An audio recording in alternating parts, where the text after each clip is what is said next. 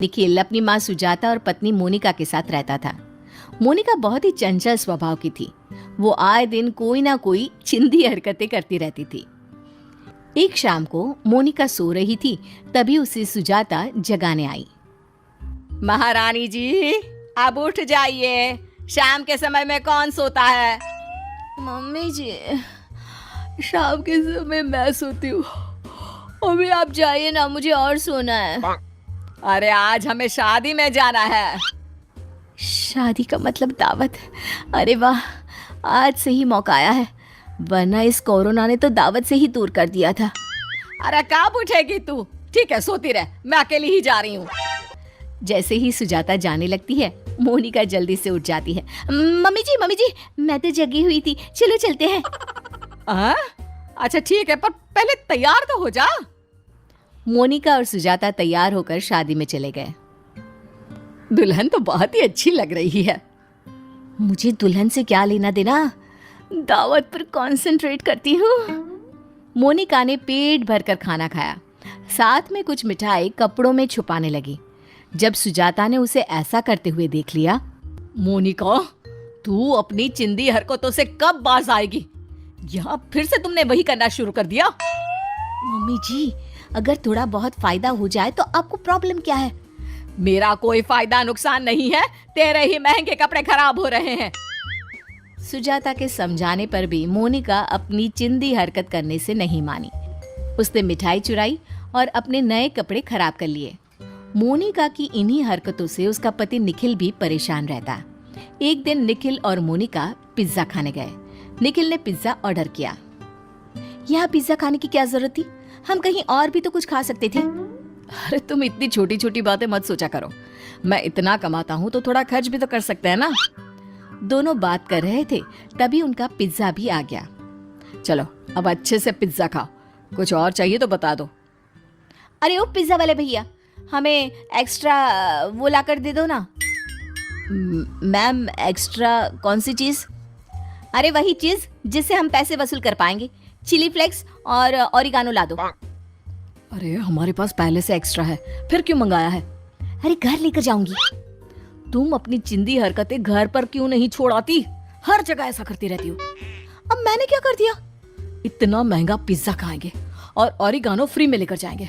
वाह, मैं तंग आ गया हूँ तुमसे, हर जगह बेइज्जती करवाती रहती हो। निखिल गुस्से में बिना पिज्जा खाए ही वहां से उठ जाता है। दोनों घर वापस आ जाते हैं, जिससे अब मोनिका को भी गुस्सा आ जाता है।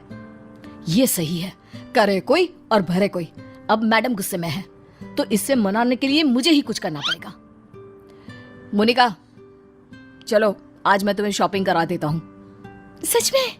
हाँ सच में, मैं झूठ क्यों बोलूंगा। चलो जल्दी से चलते हैं। मैं ना आज अपनी फेवरेट ड्रेस लेकर आऊंगी। ठीक है, जो भी लेना है ले लेना। दोनों मार्केट में शॉपिंग करने जाते हैं। निखिल मोनिका को एक अच्छी ड्रेस दिला देता है और फिर दोनों घर आते हैं। मोनिका अपनी सास सुजाता को अपनी ड्रेस दिखाती है, तभी उसमें से एक रुमाल भी निकलता है। मोनिका, इसमें एक रुमाल भी है, शायद ये कॉम्प्लीमेंट्री होगा क्योंकि हमने तो इसे खरीदा नहीं। इतनी महंगी ड्रेस के साथ ये रुमाल कॉम्प्लीमेंट्री मिला है। इससे अच्छा तो हमारा नुक्कड़ वाला है, अच्छा खासा डिस्काउंट देता है। हाँ मम्मी जी, ये बात तो है, ऊंची दुकान और फीके पकवान। सच कहूँ, अभी भी ये रुमाल उन्होंने नहीं दिया। डोंट टेल मी, हाँ, कि तुमने ये वहां से चुराया है। अरे इसे चुराना नहीं बोलते, मैंने बस चुपके से उठाकर रख लिया। भगवान, मुझे मार दो। मैंने इसे इतनी महंगी ड्रेस दिलाई तो क्या मैं तुम्हें 10 रुपए का रुमाल नहीं दिला सकता था, जो तुमने इतने बड़े शोरूम से चोरी की? तुम क्यों हर जगह अपनी ये चिंदी आदत दिखाती हो? मैं सच में तुमसे बहुत परेशान हो गया हूँ। आज की बात तुम मेरे साथ कहीं नहीं जाओगी। एक तो मैं बचत करती हूँ, ऊपर से आप दोनों हमेशा मुझे ही कोसते रहते हो। बचत नहीं, इसे चोरी कहते हैं। अच्छा, अभी तक चिंदी बोलते थे, अब मैं चोर भी बन गई। हाँ, क्योंकि तुम चिंदी चोर हो। मोनिका रोते हुए अपने कमरे में चली गई।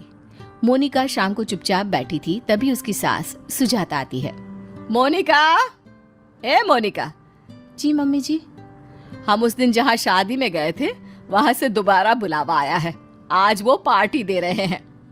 अरे वाह, मैं जल्दी से तैयार हो जाती हूँ। हाँ, जल्दी तैयार हो जा, फिर चलते हैं। मोनिका और सुजाता तैयार होकर पार्टी वाली जगह पहुंच गए, लेकिन वहां अंधेरा था और कोई भी दिखाई नहीं दे रहा था। मम्मी जी, एड्रेस तो यही लिखा था।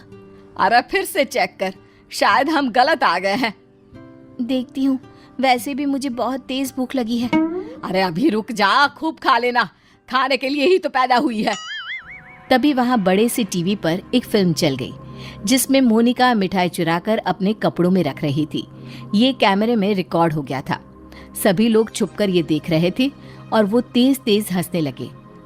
और तभी वहां की सभी लाइट जल गई।